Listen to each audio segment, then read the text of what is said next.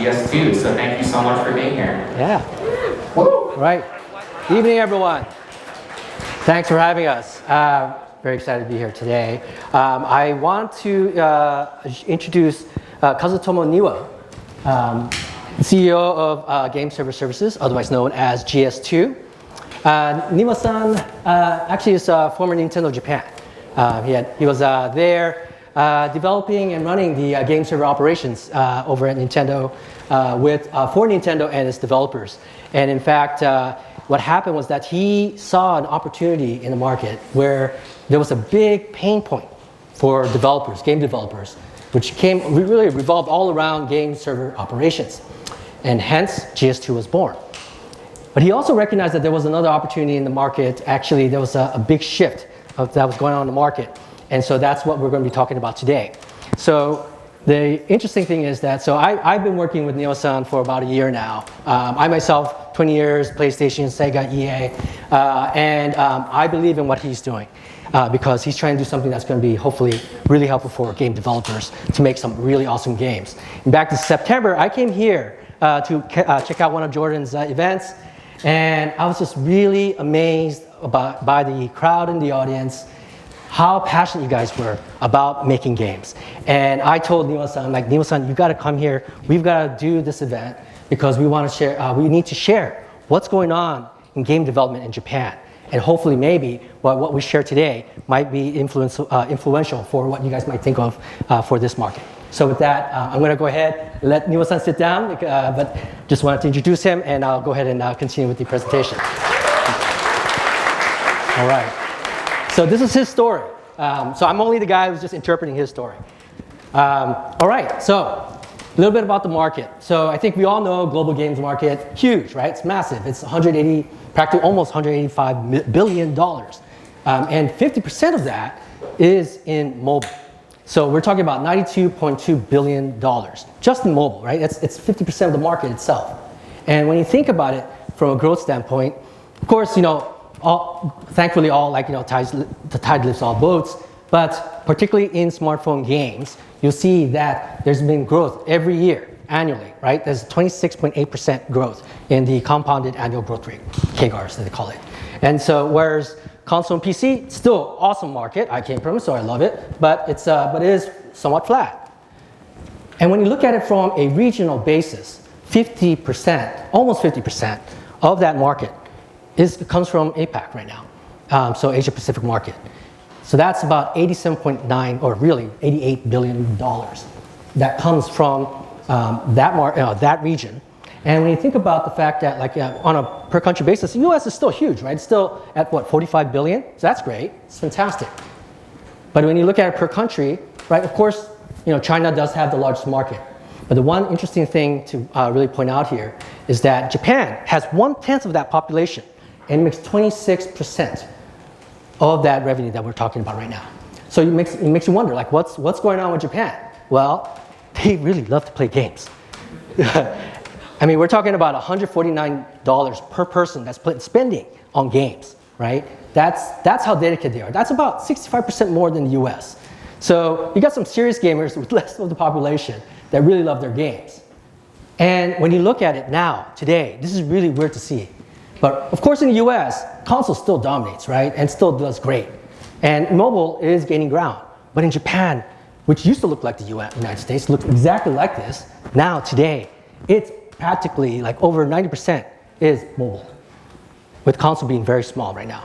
So this was a bit of a shock for me to look at. Like, really? And so the fact is, so I wanted to take a deeper look, and we'll see what that meant. I'll go the other way. So what does it look like in the US market for mobile gaming, specifically? Well, if you look at the top 25 games, over half of those games are casual games. We're talking about puzzle, casino, right? And again, nothing wrong with it, but again, I think sometimes you think about, well, is that really more about chance games, or is, where's the skill, where's that the creativity, perhaps? I mean, there's definitely a lot of creativity. Don't get me wrong. These games are developed, but when you think about graphic fidelity, your skill, how you can really build your skills, character progression, story progression, the deep level games I think we all love to play. Right now in the mobile game market, it's not there right now. which was, and this is as of February, beginning of February of this year. The Japan mobile gaming market looks very different. About pretty much half of the games are RPGs. They're pretty gamer focused. It's kind of what you've probably seen when it was very much dominated by console, but now it's all in mobile. And it's diverse. We're talking about sports games, we're talking about RPG, we're talking about definitely puzzle games. There's definitely games like that. There's even a Pokemon type game too, Pokemon Go type game like Dragon Quest Walk. But that's the whole thing. And if you really look at the games, the richness and the quality of the games that they're putting out there is different. Why is that, right? And maybe you might say, like in the US market, those games that you're seeing, the puzzle games, the casual casino games and whatnot, that's not for me. But the reality is when you think about the specs, right? We want to build on high spec devices. But, and if you really think about what's happening mobile, those specs are going up. They're going really high now. In fact, what I'm going to show you is a video of a game right now that's just been announced in Japan by the guys who just made that same Dragon Quest Walk game that you see right there. They're called, what were they called? They were called Koropura. This is the game that they're about to release. This is their tech demo, gameplay tech demo that they're about to release. And so I'm going to go ahead and run the video. This is the bar that they believe that should be set.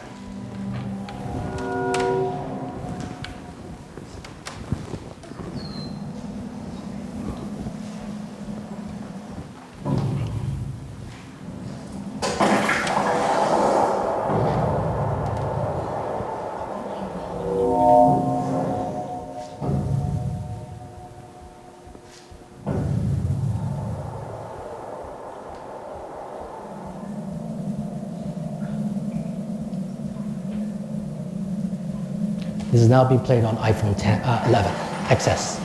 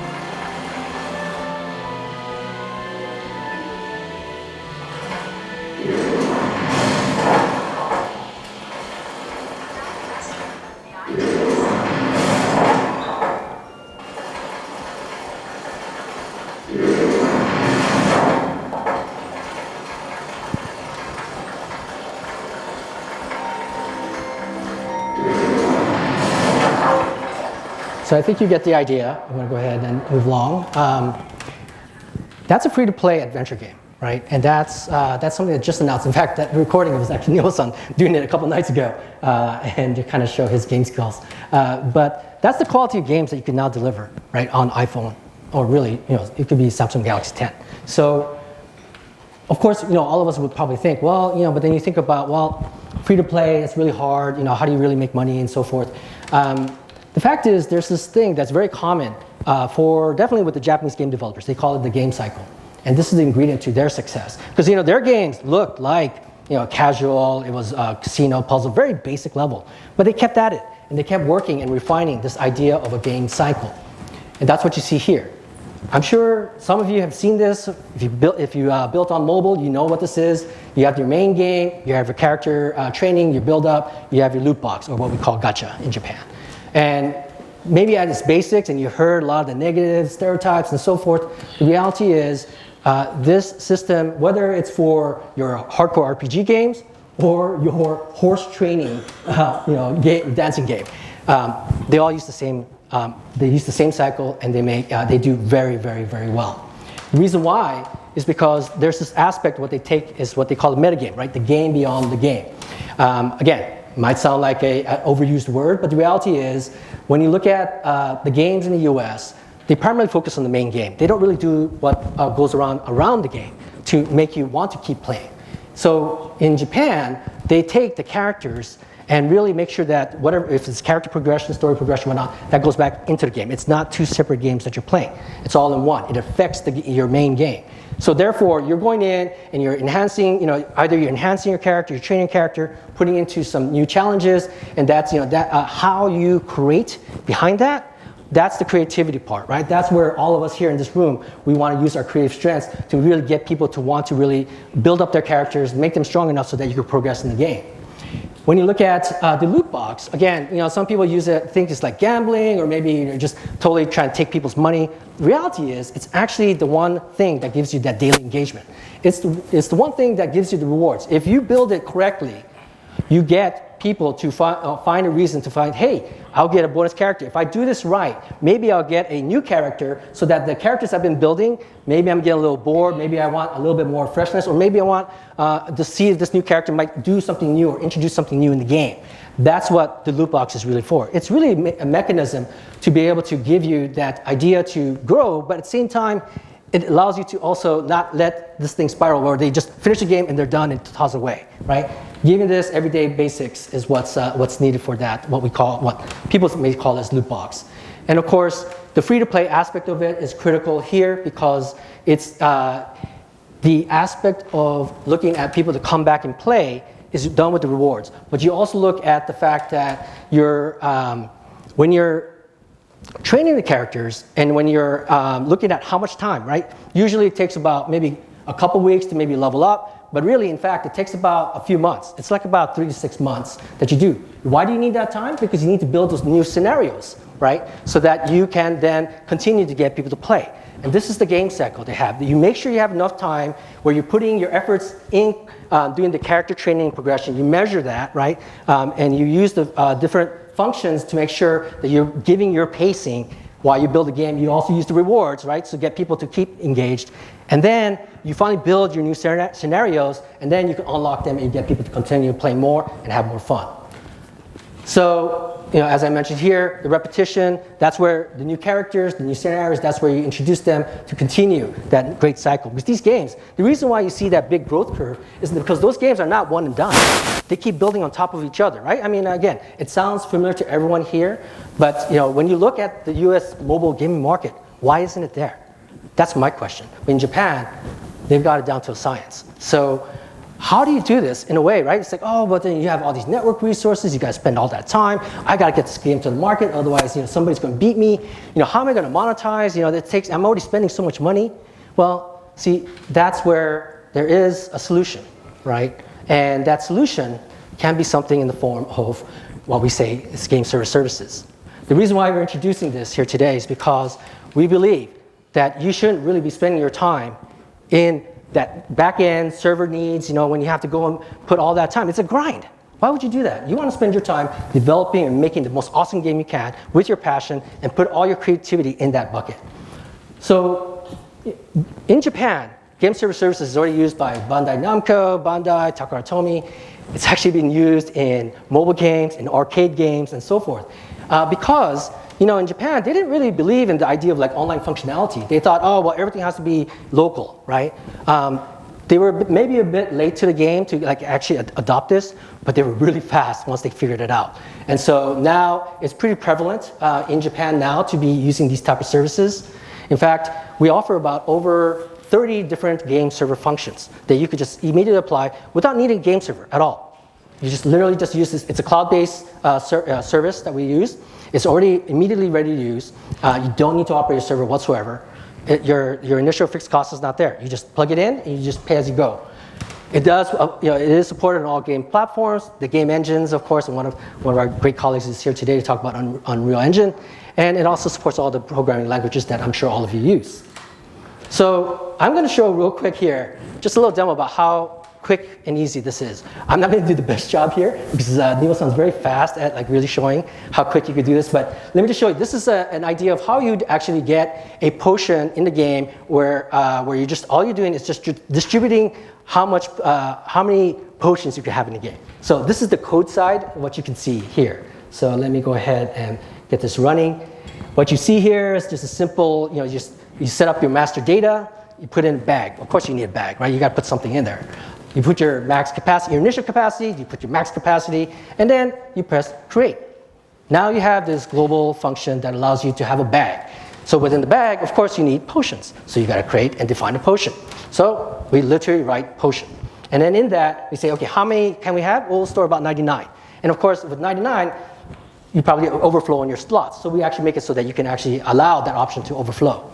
And now we're going to go into the next one here. So we got that whole thing set up. We got our potion, we got our bag, and now we're going to go and have get this into exported into the JSON file. So let me go ahead and get in here. It's a simple click. You go in, it's downloaded. All I do is go into my Finder, open up, and just drag it in. There's my code, just like that. Put it in the browser, and now here I got my bag, got my potion. I did this whole like ether thing, but we'll skip that one for now for time.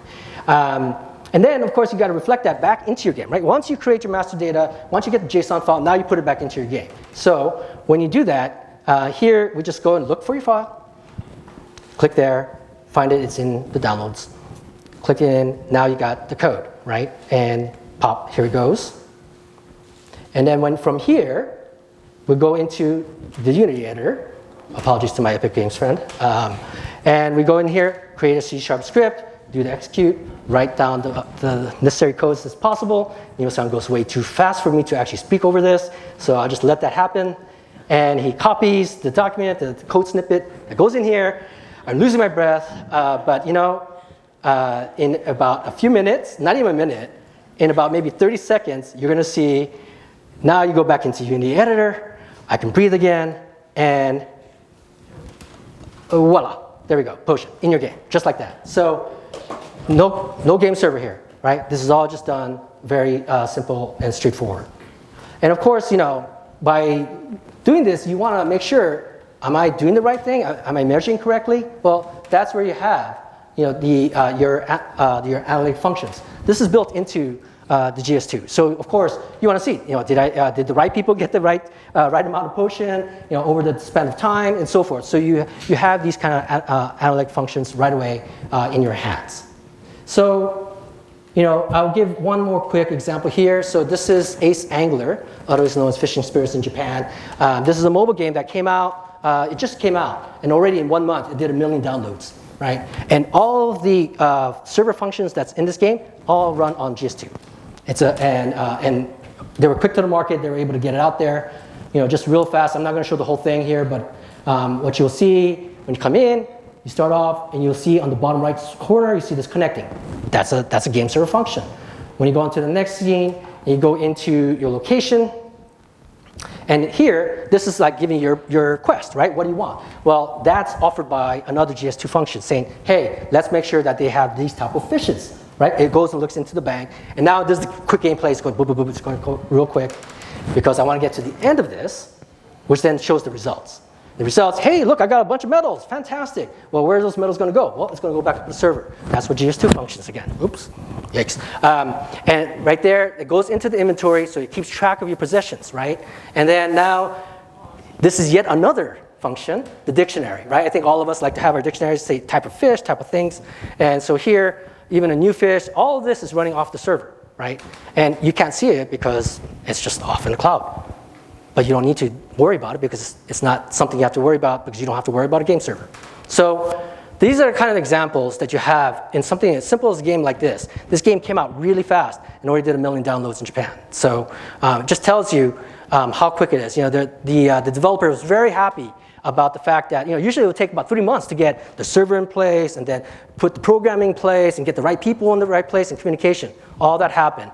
And the fantastic thing is that game server services can just offer those functions. You just plug it in, and that'll save you time and money, right? So you can get into the market quickly and get your game out there, and then you can start iterating on your creativity. So bottom line, what we're talking about here is that the mobile game space is about to undergo a creative renaissance. It's not just Japan. It's going to happen here, for sure. That's something that we've definitely seen. Secondly, if you make a robust game with the game cycle in mind, right, and you keep at it, we promise you, your chance of success will be high.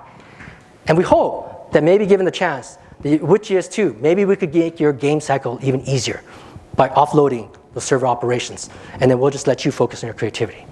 So that's what we have for today. So thanks for the time. Jordan, thank you so much. Thank you, everyone.